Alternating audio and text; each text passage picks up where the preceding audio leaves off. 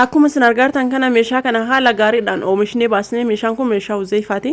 Hasaasa geessuuf deemaa jirra. Algaa akkasuma firaasha isaa wajjin biffee rootoo lama akkasuma eelee buddeenaatii fi istoofii dhaabaa maggaarajaa majlisaa fi teebilii rakabotii Dubaayii meeshaa hedduu qaba jechuudha.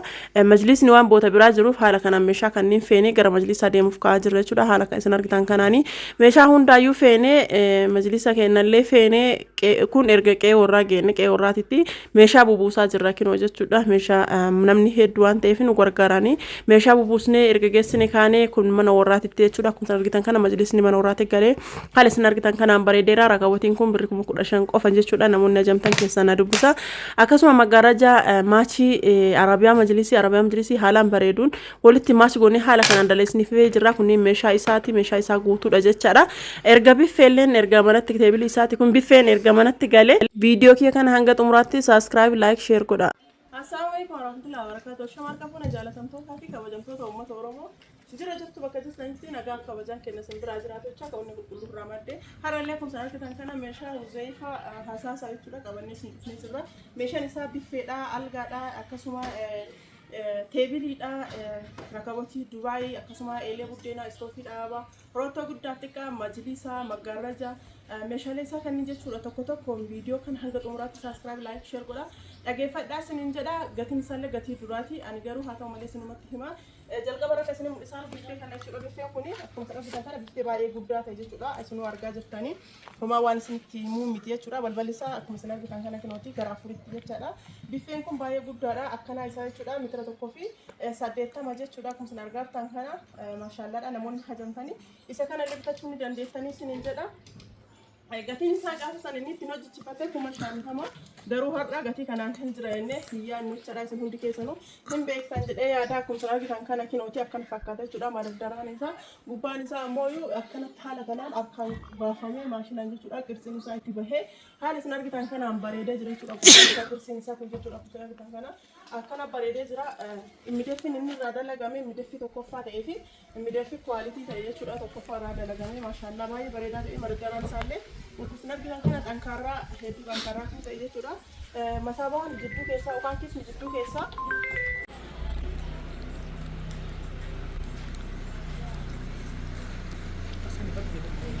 kan kana masaabaan isaa jalaa kun sadii jechuudha. Kun sadii fakkaatan kan dalagame akkasuma immoo dalgalamaan irraallee kunuuti keessi isaa baay'ee guddaa kan ta'e qaba jechuudha. Balbala lamaan keessaa yoo kan tajaajila kana biffeen kenna. Akkuma shantamaan inni dalansiifate kan fakkaatan kan argata. Zuleka. Algaan kun algaa meetira 1.20 kan dalagame komodiinoo tokko biraa qaba kuma 30 ittaansee firaash illee ofirraa qaba jechuudha. Firaashiin kun 6,500 ta'e kuma 500 ta'e naannoo sana rootoodha. Rootoon kun abbaa leetirii 500 jechuudha. Kuma 5,500 abbaa leetirii 200 fi 20 fi kuma 3,500 eeleedha. Eeleen kun kuma 11 jechuudha. Kuma sana eelee baay'ee bareedduu taate kuma sana kana kinooti. Asbiraa jechuudha. Kinooti boota masaabaa qabi jechuudha. Argitanii bakkee maashishaa ta'uu riiduu haa ta'u waa wayii taatan qabdi. Jala isaa kanallee bakka dhiisi mana dhiisi. Kinooti jala isaa kanallee hin qabdi. Asbiraallee hin qabdi jechuudha. Akkuma argitan kana gubbaa kanarratti illee waa wayii hin qabdi. Eeleen kun guutuma isaatitti yaa'inee midhaan kan dalagame dhaamsee istoofiidha. Istoofin kun kuma 7,500 garuu inni kuma 7 dalagate. Akkuma argitan kana kinooti gubbaan isaa akkana jira. Keessa isaatiillee dalga lamaan irraayyuu kan hin qabne jechuudha kinooti.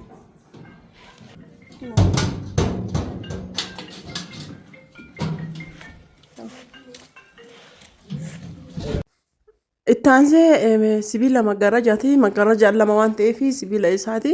Akkuma argitan kana kun meeshaa maggaarajaati. Maggaarajaan kana majlisa biratti isin waraabaa akka carraa ta'e majlisaa fi meeshaaleen amma viidiyoo waraabaa kun bakka tokko hin jirani. Meeshaaleen kunniin akkana fakkaata. Ittaansee gara teebiliitti isin geessa. Teebiliin kinooti. Teebiliin kuni akkuma isin argitan kana kinooti. balbala lama tokkoo fi masaabaa tokko qaba jechuudha.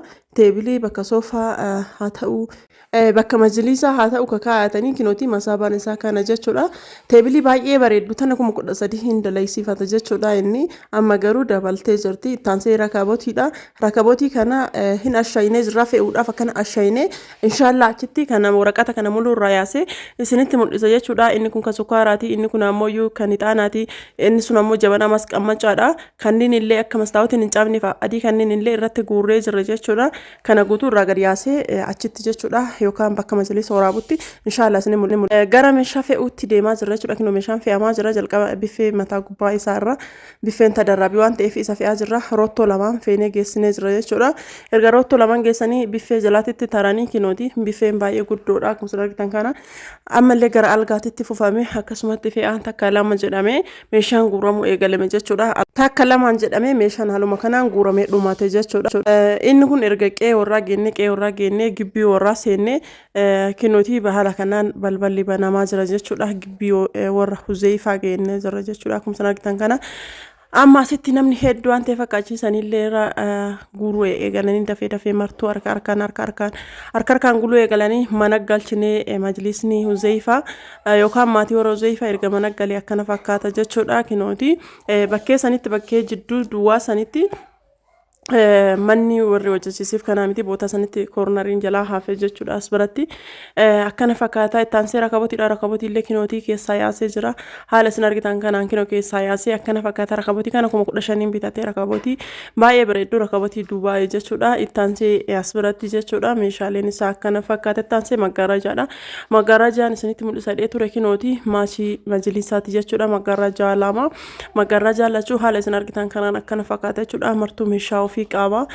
Namoonni meeshaa kana jaalatanii nurraan ajajachuu barbaadan ajajadha. Ittaansee qabattoo maggaarajaati. Maggaarajaan lama waan ta'eef takaafaachii lama lachuuyyuu qabattoo lama qaba meeshaan isaa hunduu kinooti jechuudha. Ittaansee teebiliidha. Teebilii haalaan bareedduu tana qaba jechuudha. Meetira 8 waan ta'eef majlisni isaa waliin kennameef jechuudha.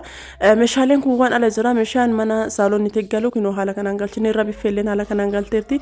Garuu bootaan hin mijannee fi manni warri itti galchuu hedduu mana kanaa miti kabraa waan ta'eef biffeelleen bootaan mijateef hin jiru. Biffee masaa banuu as banama argitanii bootaan baay'ee mijateef waan hin jirreef meeshaan isaa akkana fakkaata maashaallah.